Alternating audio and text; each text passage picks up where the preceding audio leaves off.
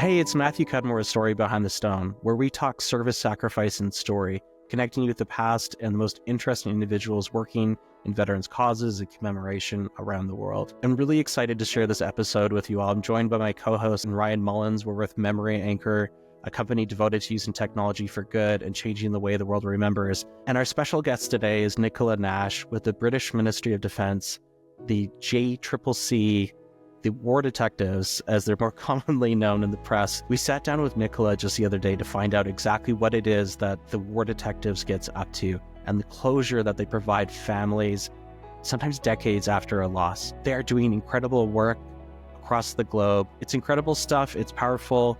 It gets a little bit emotional. I hope you enjoy every minute. Thanks for tuning in.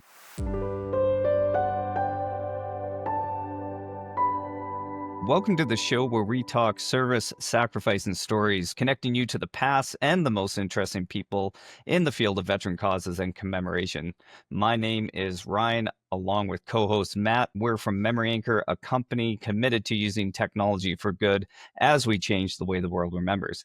Today, I'm really excited to have Nicola Nash with us, and she's from the Ministry of Defense and works in the Joint Casualty and Compassionate Center. Nicola, thank you so much for being here and welcome to the show.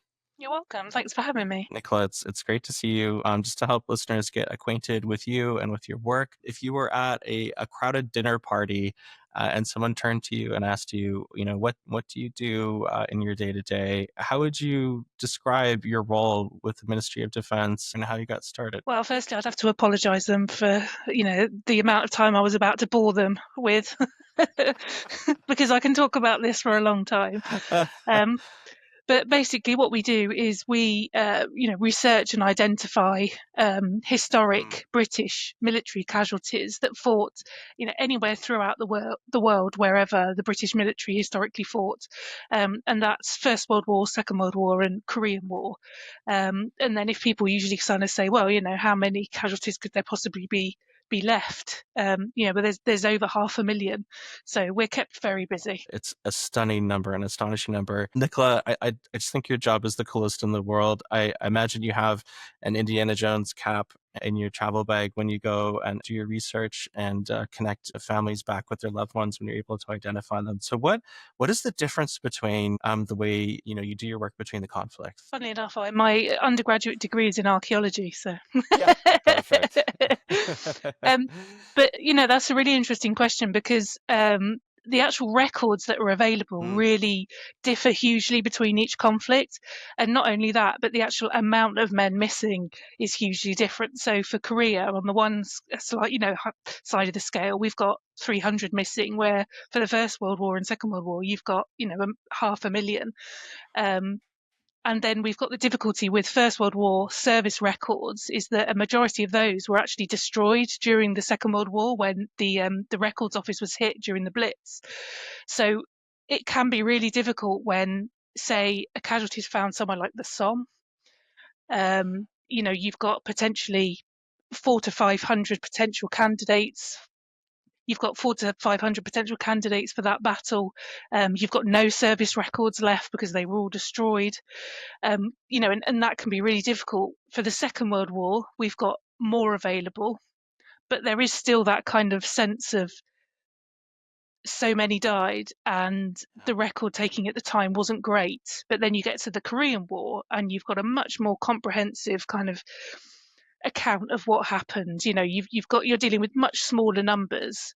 And then, of course, to make it easier when we're doing DNA testing, you've got much closer relatives still living. We're talking children, siblings, whereas for the First World War, obviously now the generations are quite removed. And for some family testing, we're going to kind of great-greats or second cousin 3 times removed. And obviously that does affect the sort of the quality of the work we're doing.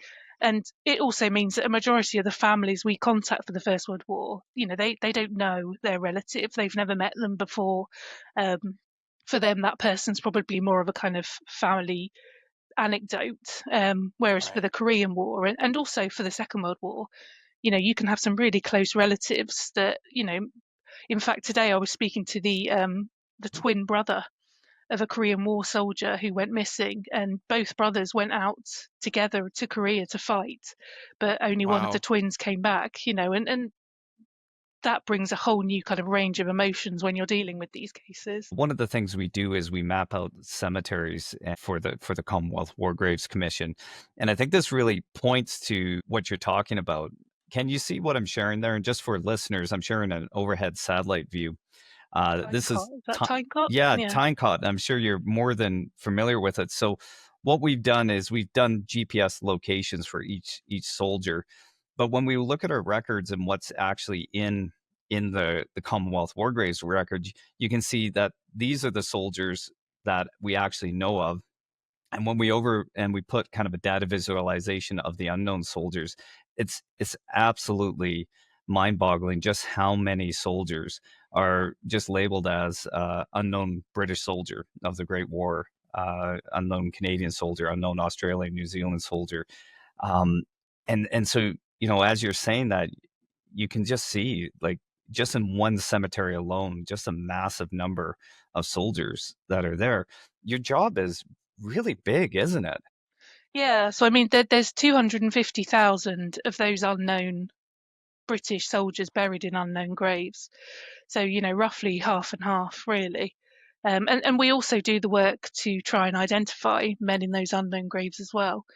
So yeah, it's really epic. And obviously, when a lone casualty is discovered, trying to narrow down potential candidates can be a real challenge, especially for the First World War, because you've just got so many to choose from. In fact, in that overhead of Tyncott that you showed down in the bottom right-hand corner, one of the last rows there is a row of soldiers that I buried a couple of years ago.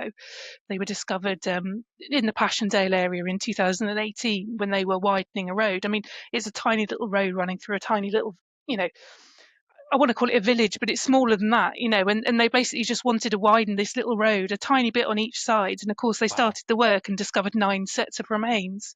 Um, but in northern France and Belgium, that's pretty normal for them. Whereas, can you imagine that in our countries? Um, but we did manage to identify 7 out of those 9, and all of the families came out, and we had a huge burial at Tyncott.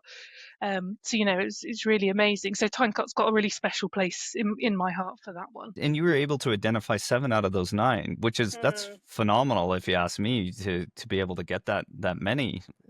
What's the process for being able to do that? What we always try and explain to people is DNA is not the be all and end all, especially for us, because we cannot DNA test everybody.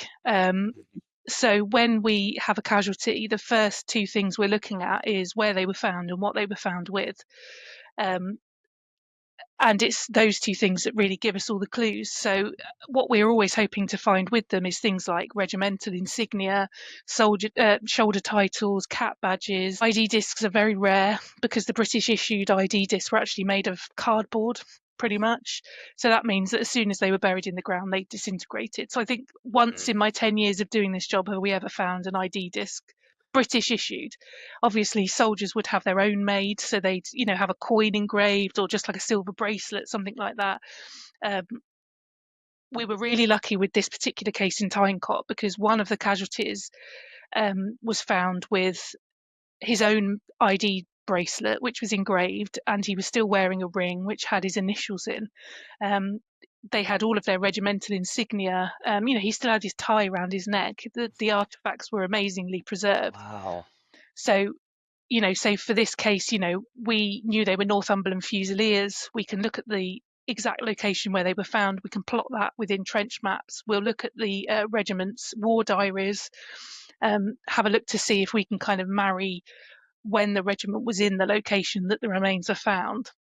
And then once we've been able to narrow it down to a kind of date range, we'll then look at how many men from that particular regiment are missing.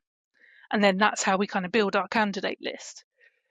And once we've got that list, we can see whether there's maybe 10 men on it or 200. And depending on the number, we'll then go ahead tracing the families of each of those men, getting DNA from them to compare against DNA taken from the casualties. Like you're saying, it's quite more involved than just DNA. It's not you're just taking a sample. Before you get to that point, you're going through this huge process of narrowing it down. Because I guess that would be more of just what do you say, shot in the dark if you're just taking random samples. Yeah, but nevertheless, I imagine DNA is really important, and having a database of DNA would be something that would be important to you as well. Yeah, I mean, it's not a possibility for our First and Second World War candidates. There's just too many, and from a kind of data protection standpoint, it just wouldn't be possible. So we have to be very kind of concentrated and specific in our candidate list. It's different for Korea because I work with the Americans to add to their database. But for the British, for First and Second World War, we have to do all of this kind of detective work first. So I mean, there was a First World War case that I'm working on at the moment, actually, where the casualty was found with Scottish regimental insignia and a tiny little button that said Newcastle Corporation Tramway. So to try and get a connection there, that involved me trawling through all of the 1911 censuses of all of the 400 odd soldiers that were missing to see if any of them had a connection with Newcastle. So we came across one whose father worked for the Newcastle Corporation Tramways. We did the DNA testing, and it came back positive. So Wow. it really does take some kind of work sometimes. Whereas we were lucky with this case in Tyncott. The casualty was wearing a bracelet with his name on, an initial with the same name on it, a ring with the same initials on it. So I was able to really quickly kind of hone in on that particular group, because when I searched for his name, he was missing.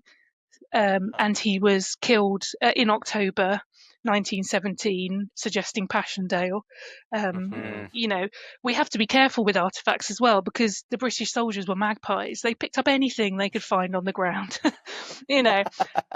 So we can't necessarily trust that a spoon we find with a service number is going to be that soldier. So more often than not, it'll not belong to them. I mean, we found soldiers that obviously collected cat badges that they found on the floor because they've got a pocket full of them when they're discovered. In fact, we had one casualty that had an entire belt made of different regimental badges. Interesting. So, but lovely at the time, but very difficult. It doesn't make our job any easier. I could just imagine all of these things. How do you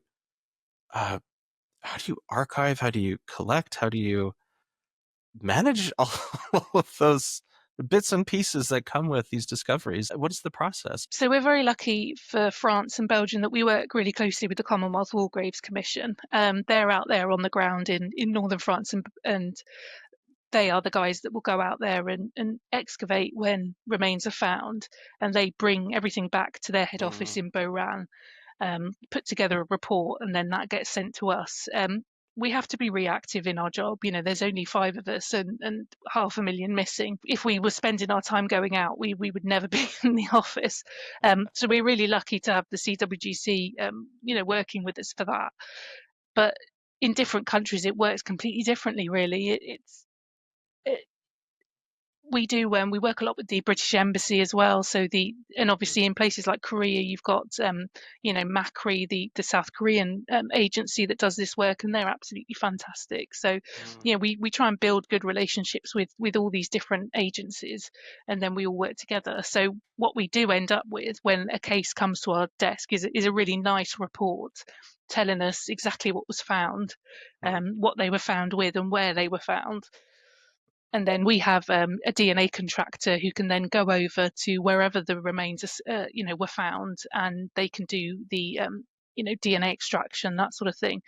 Because we don't repatriate, so repatriation for British casualties didn't start until the Falklands in the 80s, and it wasn't applied retrospectively. So everything from First World War, Korean War, Second World War, they're buried in the country where they fell. So we wouldn't we don't bring the bodies back or anything like that. But what we do try and do is any artifacts that can be given to the family, we will obviously present those to them. I imagine when you discover some remains, you make those connections, you're connecting with the family. What does that process look like? I mean, this is one of the parts of the job that I really love, is that I get to build a really strong relationship with the families.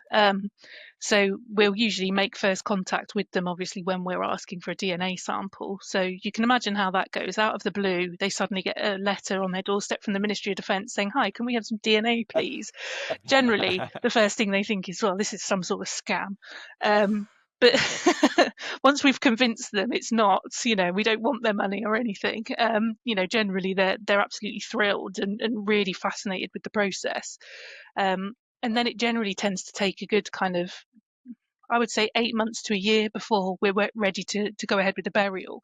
So in that time, we build really strong relationships with them.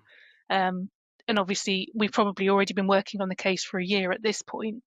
So, each case probably lasts around 2 years. And, we build strong relationships with the soldier themselves and the family. So, Yeah.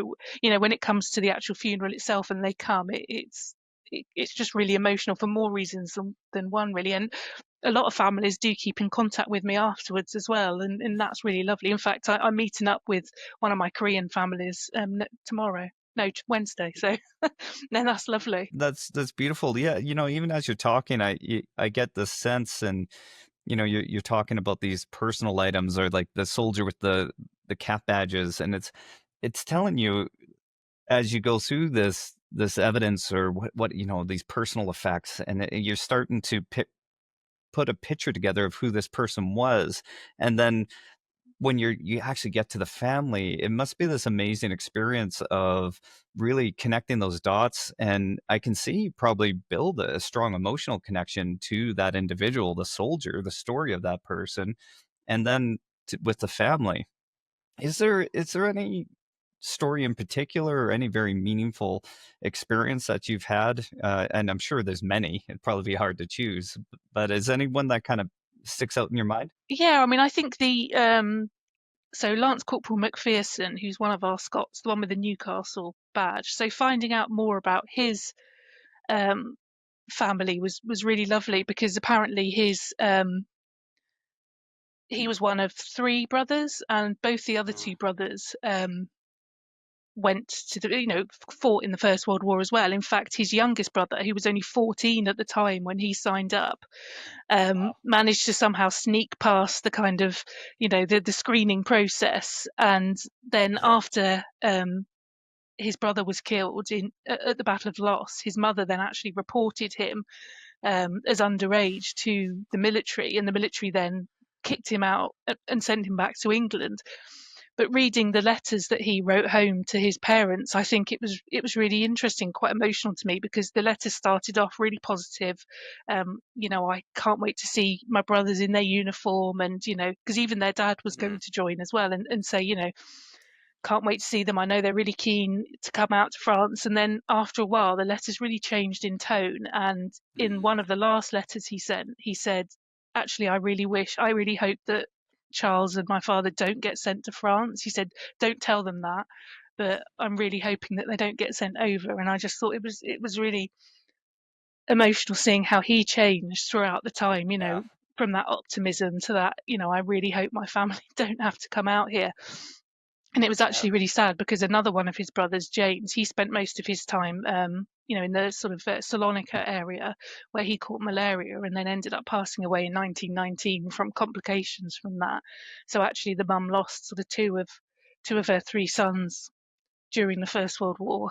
And I love it when we get letters, because it just really does open up a little bit of that personality. And we have some lovely Yeah. photos of him as well.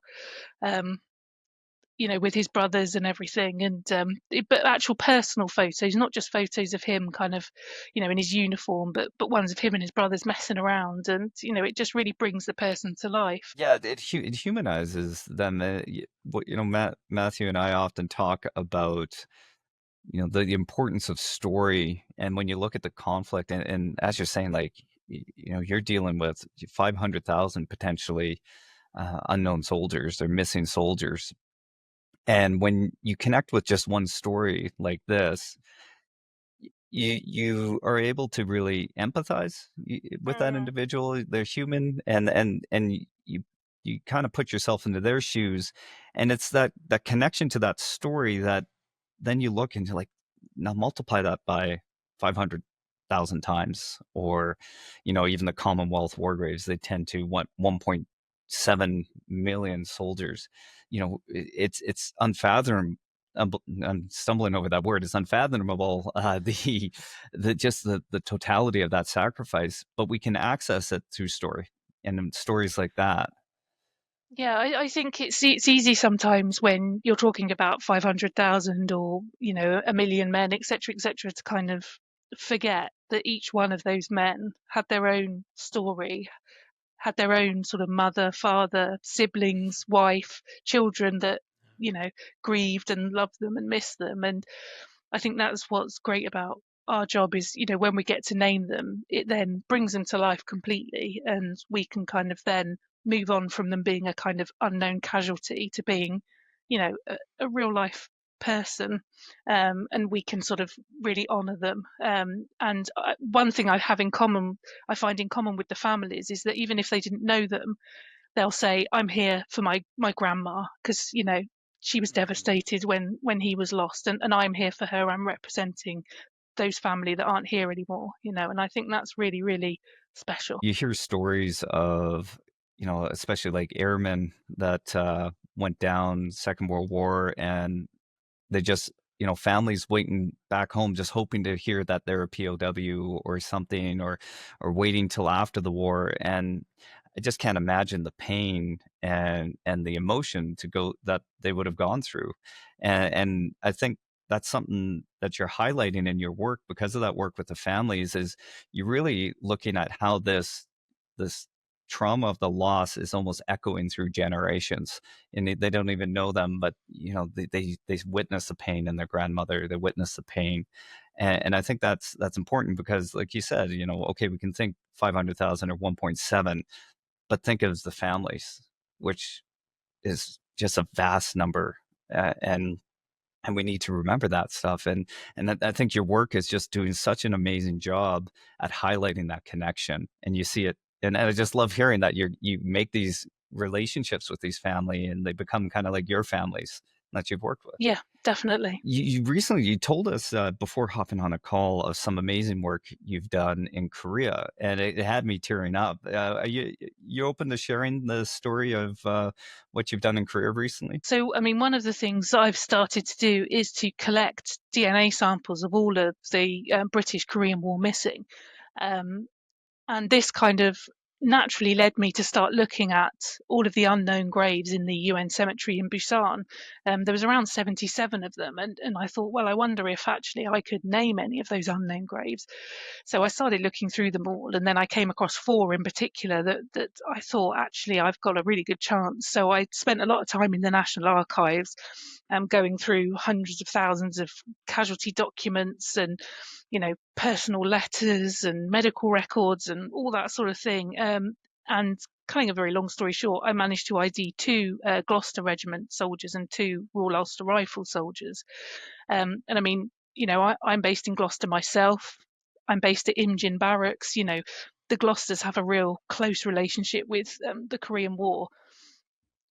So it was really, special to me to be able to name 2 Gloucesters. And I got in contact with their families, and actually the children were still living. So Major Patrick Angier and Sergeant Donald Northey. So Sergeant Northey's son, he'd spent his whole life wondering what had happened to his father. And when I phoned him up to tell him that I'd found his grave, he just sobbed and sobbed down the phone for about 20 minutes. And, I was so emotional. I had to go and stand outside. It was just amazing to be able to sort of give that to someone.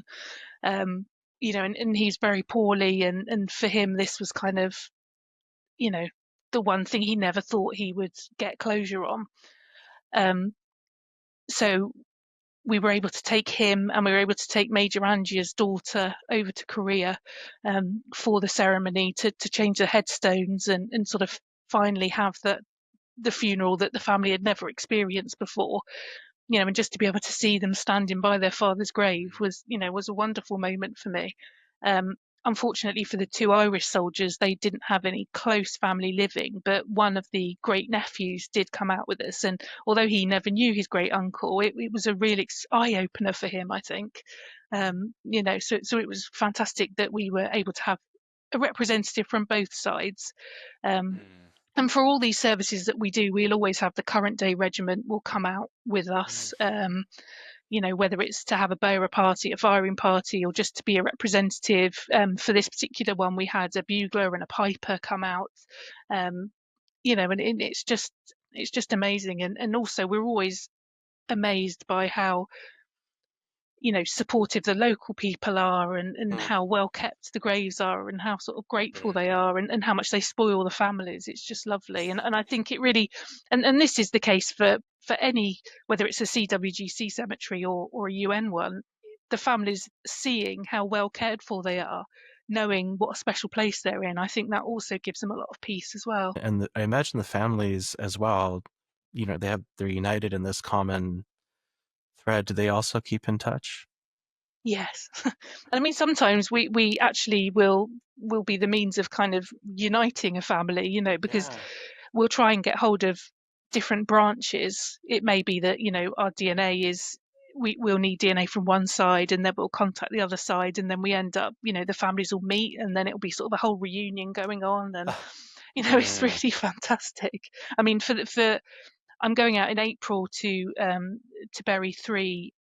They were killed during the Battle of Arras. One of them's named, and I think there's something like 55 family members coming out for him. Everyone must just be vibrating, on the spectrum of human emotions, from joy to loss, and just feeling everything. Your impact across the world. Like, did you ever think this is what you'd be doing when you grew up? No, not at all, really. I mean, well, it's difficult because my grandfather was in the Navy, so was a nuclear test veteran. He was on HMS Warrior when they were doing the nuclear testing in the Pacific. Wow. So I'd always had I've got some great photos of him sort of stood there with a paper mask on with huge mushroom clouds in the background, very, Oh, wow. but so, I've always had an interest in military history, but, obviously my degree was in archaeology, First World War studies, masters. So when I was kind of looking for a job and typed in, sort of military history job, and this one came up, I couldn't believe it. I was like, a job like this exists? And then 10 years later, here I am, and I can't see me ever leaving. It's just amazing, really. That's such an interesting arc from archaeology, and you can see, like, as you were talking about how that kind of comes together, a lot of piecing information together. But your job is like, I don't know, I want to call you the archaeologist with a heart, because not that archaeologists don't have hearts, but but it's really you're connecting with families and meaning, and you're bringing a lot of, I think, healing in a way. I often say that one of our jobs is in commemoration and remembrance is just to really witness and look at it. We don't have to necessarily do big things about it, but our job just as a human is to look at what had happened and acknowledge it. And I think there's a lot of healing in that. And you've taken that to the next level where you're able to, bring these individuals back to their family. And if there's not a family there, you're bringing them back to their country, and we can look at that and honor that. So, Nicola, what's next for you? What's on the horizon? So I'm currently working on collecting DNA samples from the missing British from the Korean War. So I've been writing out letters, building family trees, trying to trace next of kin. So I've sort of been having a flurry of kits going back and forth. But then also I've got my standard sort of, casework. So I'm out in April doing a burial of 3, well, actually a burial of 5, at Point du Jour Cemetery, to their Battle of Arras casualties. I mean, this time of year we're obviously quite quiet because we can't go out because of the weather and that sort of thing. So this tends to be, we focus a lot on our research and planning and that sort of thing. But then from kind of March, April, you'll find members of the team are out kind of every couple of weeks, really, doing ceremonies. that sort of thing. So yeah, we're back and forth quite a lot this year, France and Belgium, and we spend a lot of time in the Netherlands. We're out in Germany as well this year. I've got Mm, some cases out in the sort of Berlin War Cemetery, Second World War. yeah. Yeah, so and then we're out again on the 25th of September. So that's another big Scottish burial that we're doing for the Battle of Lewes. So yeah, so we're very busy. Well, for a 5-person team, it's just a phenomenal amount of work. As you're talking, I just finished mapping Berlin Cemetery, a very large cemetery, and we'll have to make sure that there's a JCC tour or something up just Yeah, well, I mean, to flag you say those. that, Yeah. and I think actually that's probably a really good idea because there's loads of graves in quite a few cemeteries that we've named or buried there. So Berlin Wall Cemetery, I've done quite a few in there. Obviously Tyne-Cot, we've done quite a lot in there as well. So, but yeah, we're everywhere. Yeah, clearly. So if people want to learn more about your work or even contribute to the DNA collection or anything like that, where would they need to go or what would they need to know? We have a Facebook page, MOD War Detectives. So that's, we encourage people to follow that because that's where we'll put things like our upcoming services. If we're ever looking for sort of family members and we're doing appeals, we'll put it on there. Anything like that. I'll often put out a call for Korean War. Families, that sort of thing. So yeah, I really recommend people sort of follow our Facebook page, and even if they don't feel that they can contribute anything, we'll always put pictures and of every service we do as well. So it's nice just to sort of keep updated on the work we do. I'm going to make sure to be following that page as well. Nicola, thank you so much for your time today. It's been really an honor to listen and learn a little bit more, but see just how much you truly care and bring connection to your work and share the stories. It's really amazing work you're doing. Thank you for sharing it with our listeners. And I really appreciate it. And maybe we'll get you back on the show sometime to hear an update because there's so many interesting stories that you're connecting. I bet we could talk for hours. Yeah. I could bore you. Oh, not boring us at all. That's amazing. So for our listeners, if you enjoyed today's podcast, please make sure to like and share, and we look forward to having you again.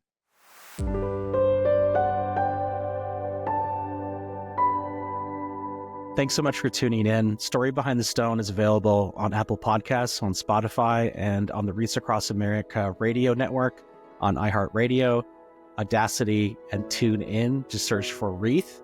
We air every Thursday at 10 a.m. Eastern on the Reach Across Radio Network. Thank you for tuning in.